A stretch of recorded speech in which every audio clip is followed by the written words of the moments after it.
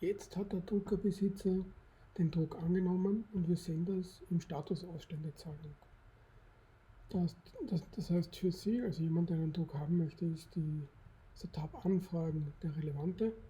Hier sehen Sie, was können Sie machen. Sie können entweder das Ganze canceln.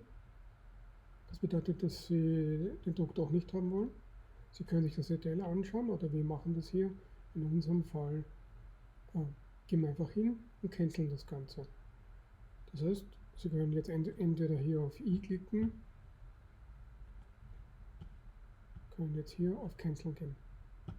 Dann wird das Ganze gecancelt.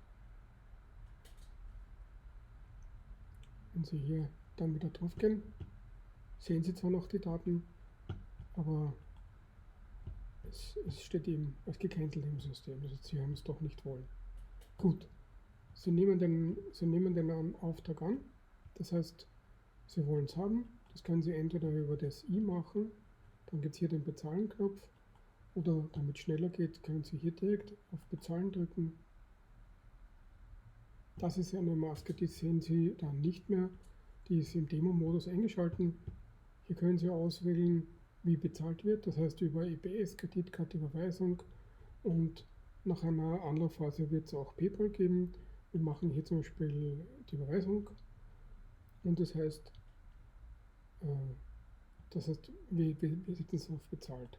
Diese Maske sehen Sie nicht, das heißt hier ist aus der Eingabe von Bankdaten und so weiter, und wenn es bezahlt wird, geht es hier weiter. Was passiert im System? Im System steht das Ganze jetzt in Bearbeitung.